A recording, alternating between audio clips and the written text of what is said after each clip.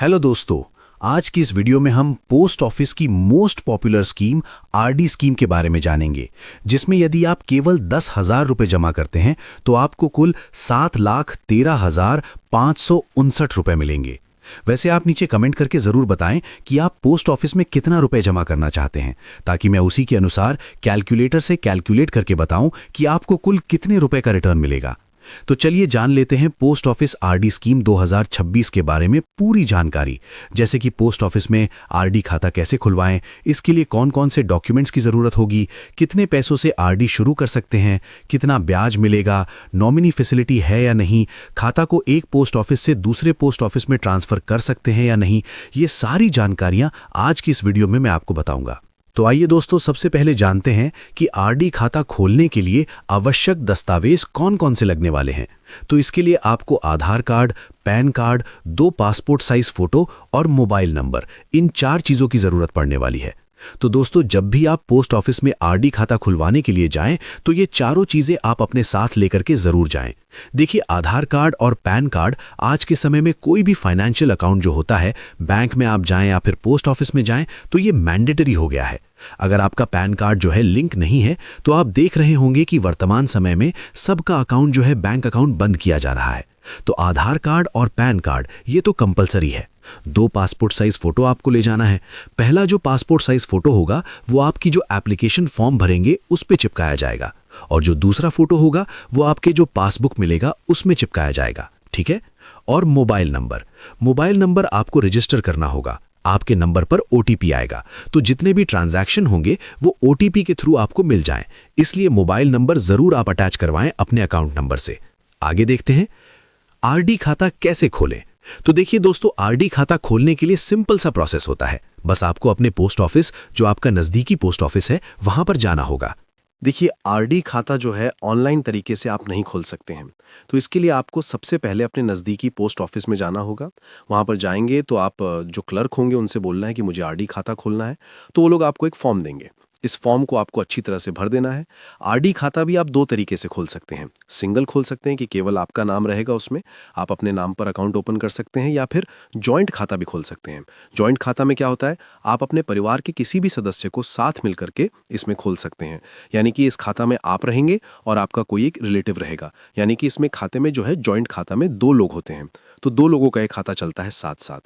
देखिए, अब जब आपका खाता खुल जाएगा, चाहे वो आप सिंगल खुलवाइए या फिर हस्बैंड वाइफ ज़्यादातर मिलकर के जॉइंट खाता खुलवा लेते हैं, तो फिर जॉइंट खाता भी आप खुलवा सकते हैं।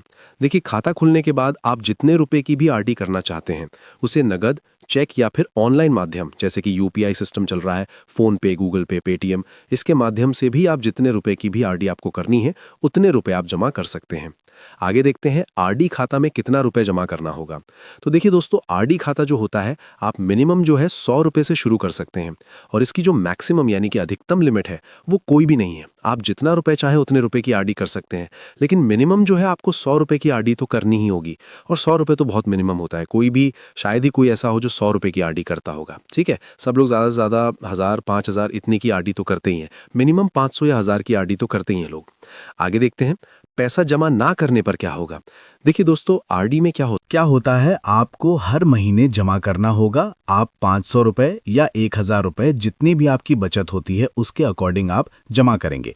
लेकिन क्या होगा अगर आप किसी महीने पैसा जमा करना भूल जाते हैं, या फिर आप जितने रुपए की भी आरडी कर रहे हैं उतना रुपए आपके पास अवेलेबल नहीं होता है, तो इस केस में क्या होगा आपके साथ। तो देखिए, अगर आप किसी कारणवश पैसे जमा करना भूल जाते हैं और ड्यू डेट निकल जाती है, अभी मैं ड्यू डेट के बारे में आपको बताता हूं, तो आपको प्रत्येक महीने 1% की पेनाल्टी देनी होगी। तो देखिए, आप मान लेते हैं 1000 रुपए की आरडी कर रहे हैं, तो ठीक है, तो इसका 1% पेनाल्टी आपको देना पड़ेगा, यानी कि 10 रुपए आपको पेनाल्टी के रूप में हर महीने के हिसाब से। मान लेते हैं आपने फरवरी की किस्त आपने नहीं जमा की, ठीक है, मार्च में आप जमा कर रहे हैं, तो मार्च में अगर आप 1000 रुपए कर रहे थे तो 110 रुपए आपको जमा करना होगा। तो देखिए, ड्यू डेट क्या होता है, यहां पर मैंने कहा था आपको बताता हूं। तो देखिए, आपने मान लेते हैं आरडी आपने किसी भी तारीख की 20 फरवरी को मान लेते हैं आपने स्टार्ट करवाई आरडी, तो अगली जो 20 मार्च होगी वो आपकी ड्यू डेट होगी। तो आपको 20 मार्च तक आपको पैसा जमा करना होगा। तो अगर आप मान लेते हैं नहीं जमा करते हैं, तो यही केस मैंने यहाँ पर बताया था कि अगर आप नहीं जमा कर पाते हैं, भूल जाते हैं, या फिर आपके पास पैसे नहीं होते हैं और आप 1 महीना लेट कर देते हैं, या 2-4 दिन भी लेट करेंगे, या फिर 1 महीने भी लेट करेंगे, तो आपको 1% की पेनाल्टी देनी पड़ेगी। और 1% की पेनाल्टी कितनी होगी? 10 रुपये होगी। आपका अगर अमाउंट जो है बड़ा है, मान लेते हैं आप 10,000 की आरडी करते हैं, तो इस केस में आपको इसका 1% जो हो जाएगा वो 100 रुपये हो जाएगा। ठीक है, तो आपको 10 रुपये की केस, अगर आप आरडी है 10,000 की, तो आपको 100 रुपये की पेनाल्टी लगेगी। इसी तरह से अगर आपको 5,000 की आरडी कर रहे हैं, तो 50 रुपये की पेनाल्टी आपको 1 महीने के अंदर लगेगी। ठीक है, तो इस तरह ये चलता रहता है।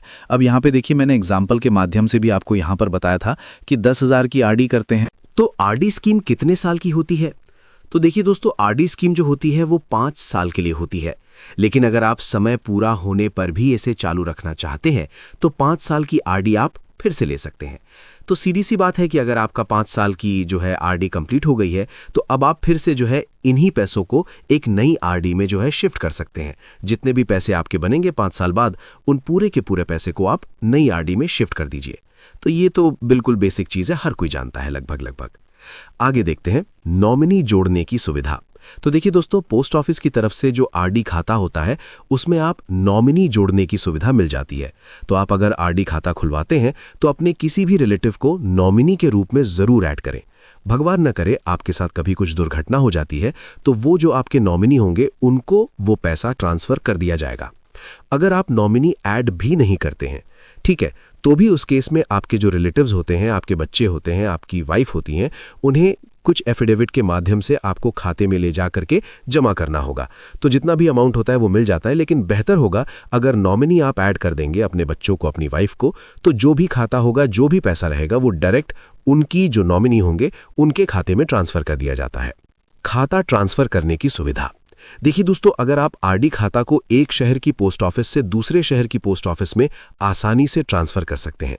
अगर मान लेते हैं आप ए शहर में रह रहे हैं, किसी कारणवश अब आपको बी शहर में रहना है, तो आप जब बी शहर में जा रहे हैं, शहर में शिफ्ट हो रहे हैं, तो यहाँ पर जो पोस्ट ऑफिस होगी, आप वहाँ पर जाइए, वहाँ पर आप अपना पासबुक दिखाइए, वो लोग आपकी जो आरडी खाता होगा नए शहर की नई पोस्ट ऑफिस में आपका ट्रांसफर कर देंगे आसानी से। आगे देखते हैं कि आरडी खाता में इंटरेस्ट रेट यानी कि ब्याज दर कितनी चल रही है। तो देखिए दोस्तों, वर्तमान समय 2026 की बात की जाए तो आरडी खाता में जो है 6.7% का इंटरेस्ट रेट चल रहा है, और ये समय के साथ साथ चेंज भी होता रहता है। अगर आप 1 महीने बाद वीडियो देख रहे हैं, तो हो सकता है इसमें थोड़ा बहुत चेंजेस हो गया हो, 6.5 हो गया हो, या फिर रिमेन्स 7.0 तक भी ये पहुंच सकता है। थोड़ा बहुत चेंजेस जो है वो होता रहता है 2.3 का। आगे देखते हैं रिटर्न के बारे में। यहां पे देख लेते हैं। देखिए, ये पोस्ट ऑफिस की आरडी खाता है।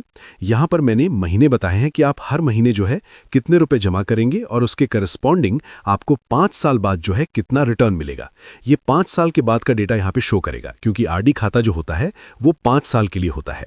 तो देखिए, अगर आप हर महीने जो है 1,000 रुपए जमा करेंगे, ठीक है, तो अब आपका जब 5 साल कंप्लीट होगा, तो तब आपको 71,369 रुपए मिलने वाले हैं। अगर आप इतना रुपया जमा करते हैं, तो आप यकीन मान के चलिए कि आपको इतना रिटर्न मिलने वाला है। अगर आप हर महीने 5,000 रुपए की आरडी करेंगे, तब आपको 5 साल बाद 2,04,987 रुपए मिलेगा। इसी तरह से अगर आप 10,000 रुपए की आरडी करते हैं हर महीने, ठीक है, तब आपको 5 साल बाद 13,06,559 रुपए का रिटर्न मिलेगा। तो दोस्तों, आप नीचे कमेंट करके जरूर बताएं कि आप कितने रुपए की पोस्ट ऑफिस में डिपॉजिट करना चाहते हैं, आरडी करना चाहते हैं कि एफडी करना चाहते हैं कि क्या करना चाहते हैं, और कितने साल के लिए करना चाहते हैं। तो मैं उसी के अनुसार कैलकुलेटर से कैलकुलेट करके आपको बताऊंगा कि आपको कुल कितने रुपए का रिटर्न मिलेगा। ठीक है दोस्तों, तो मिलते हैं एक और नई वीडियो में। तब तक के लिए धन्यवाद।